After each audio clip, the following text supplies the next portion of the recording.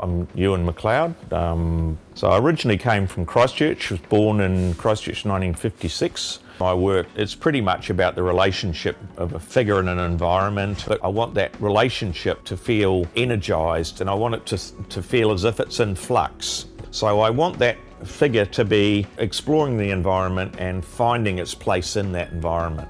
I'm literally using that as a kind of a metaphor when I'm painting it and pushing it around till it finds its place. And that rightness might not be comfortable. The figure might feel incredibly uncomfortable. The figure might feel disattached. By using a line, often there's a sense of containment and separation, which is what I'm trying to get away from. I literally am trying to break down that edge. I'm Elizabeth Cummings, I'm a painter, and I do some etching. I'm born in Brisbane and I came to Sydney when I was 18 to go to the National Art School, which was East Sydney Tech in those days. It was wonderful, I adored it. And that was the beginning of my life as a painter. My name's Chris O'Doherty, also known as Reg Mombassa. I'm an artist and musician. I've got two approaches to doing the two-dimensional work. One is plein air drawing and drawing from cars, which I will then either finish the drawing I started, colour them in my studio, or start new paintings or works or etchings from those initial works. But I also do allegorical narratives and ridiculous, absurdist graphic work. Some of those are turned into pictures for gallery show and some are made into posters and t-shirts, and enjoy any opportunity to get my images on different platforms. I taught for a little while and I was painting and I won the New South Wales Travelling Scholarship, and off I went to Europe. I stayed away for about 10 years in Italy, sometimes in Paris, sometimes in London. The paintings I saw in Europe, particularly the post-impressionists, Bonnard, Vuillard, and then later on the American abstract expressionists had the greatest influence and still, in a way, do. I was really keen on drawing from a very young age. I came from a working class family in South Auckland and I didn't have any real conception of being a fine artist. To me, being an artist would have been illustrating a children's book or doing ads or doing commercial art of some sort. It wasn't until I got to high school and started looking at the work of the great artists in the Western tradition that I wanted to be a painter. Etching has informed my painting practice, helping me to pin something down and trying to simplify things more, which I've had to do with etching. The process of working from a sketch does trigger memory, and the etching itself takes over and has its own life and dictates where to go to. I moved from New Zealand to Australia with my family when I was 17, and I went to the National Art School and met some interesting people and also met fellow musicians in the Mentals, which was a band that I started with other students. The combination of the music and art careers led me into a lot of opportunities that I don't think I would have had. I mean, I had my first successful show at Waters Gallery in 1975 when I was about 23, I think, and the band formed shortly after that, so it kind of derailed my art career a little bit. But in '86 I had a big one-man show at Waters, and then pretty much since then I've been exhibiting regularly in fine art galleries, as well as continuing to do graphic work for Mambo and for other people too, book covers, record covers, posters, things like that.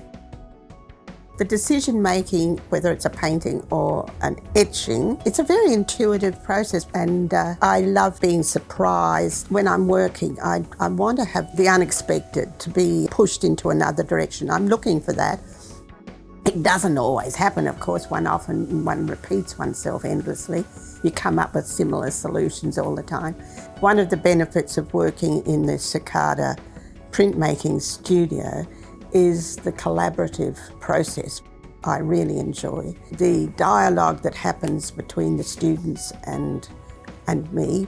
I love looking at what they're doing, and they look at some things that I'm doing and have very interesting comments, which I enjoy. So it was in about 2001 that Michael Kempson approached me about doing some prints together, and initially when you approach it, you're trying to copy what you normally do. So I was trying to make versions of my paintings. One of the reasons the process with Michael has been so successful is because you realise the benefits of prints, what a print can do. It's not a painting, it's not a minor painting or a copy of a painting. An etching has its own attributes, and you can do things with it you can't do with painting. It's very true that the relationship between the two things is really important, that painting can inform what you do with the plates and vice versa. The etching can inform the painting. What you're bringing is you're bringing your imagery, you're bringing your ideas, and you're reliant on the master printmaker to guide you into how you can get those images onto the paper. And with Michael, that technique was working on a bare plate with bitumen, painting it on, wiping it off, painting it on, wiping it off. So you're working in reverse, but you don't have to be perfect. You can push the material around on the plate. When I'm happy with it, we open bite it, we put an aquatint on it. It's a system that works very, very well for me. It has that instantaneous, very quick way that I like to work. I don't see myself as an overly hard-working person, but I work every day, and I have no hobbies. I rarely go to the pictures. I have little interest in novels or made-up stories. I'm interested in science and history and religion, essentially, and those will be the only books or TV programs I'll look at. I don't surf or swim, I don't go to the beach, I don't go bushwalking, I do no physical exercise, I have zero interest in all of those things. I guess that's how I find time to do it. I mean, that's all that I'm interested in doing, really. One of the processes that I've done in the studio is the monotype, which is so different again. It's immediate, using watercolour on a metal plate, and you really can't change much at all. You've got to just work. It's immediate, it's quick, and the results are so beautiful because you get all the really subtle, fine detail and lovely washes, and it's all quite beautiful. My wife describes me as a gloomy catastrophist. I'm extremely negative. I'm very frightened of humans. I'm impressed by art movements like the Dadais because of the absurd and also the political and critical aspect of what they do. So to me, it's quite important. But the buffoonery, I guess, leavens the ugliness and the seriousness and the unpleasantness that creeps into it quite frequently. I do have to let some things through that maybe with painting I'd fiddle. But a lot of what I'm dealing with is keeping it feeling as if it's still evolving when the viewer's looking at it, so that the painting, it feels like it's never still. The lovely thing about printmaking is working in the same room with a whole lot of other people. There is that lovely camaraderie where there's a direct interaction in the actual making of the work, which I really love. I love not quite knowing what I'm going to get. With painting, you see it, there it is. With printmaking, you have no idea until it comes out of the acid, and there's a lot of risk involved.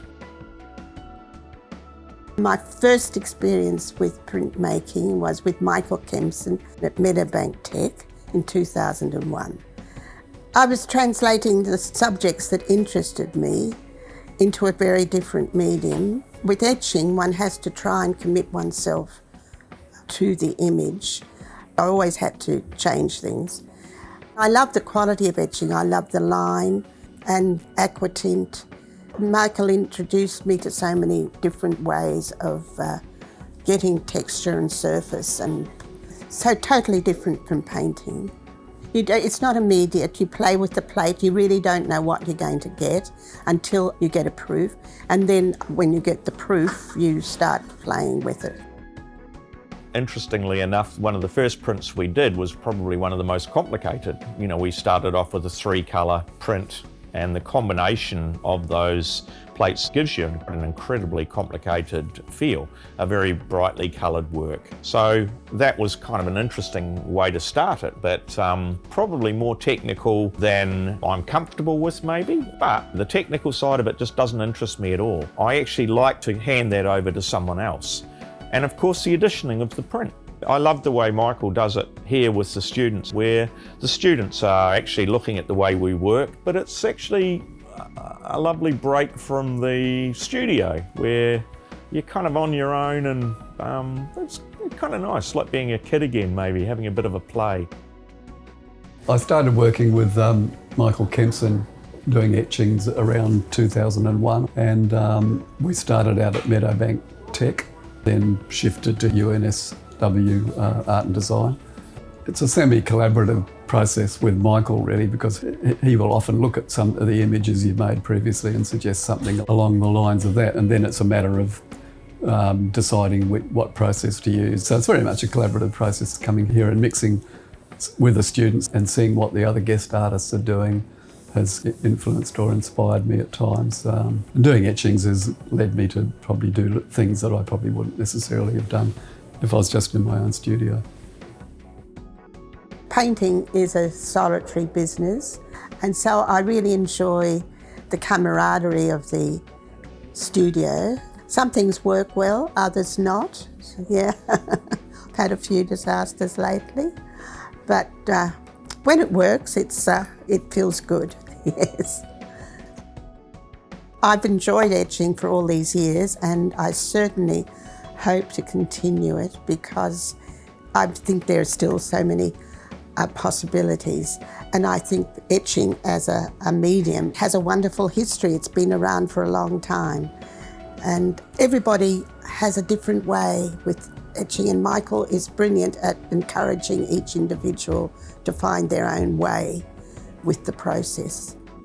I think one of the things I love about printmaking is the surface of the plate, the print, and it's actually has got an imprint, which I really like. I really like the physicality of the actual pressure that's been put onto that paper. You can actually see how it's been forced into the paper. I love that feeling of it, of the imprint, the velvety blacks of the aquatint. I think it's just beautiful. Gorgeous. And the other thing about printmaking that's probably worth noting is you can actually still go and buy a print by some of the most fabulous artists that have ever existed. You can actually afford one. You know, you can buy a Goya print that is actually printed off one of his plates. It's pretty phenomenal. Because 30 are being produced rather than one, it is accessible, and people are getting something really, really special.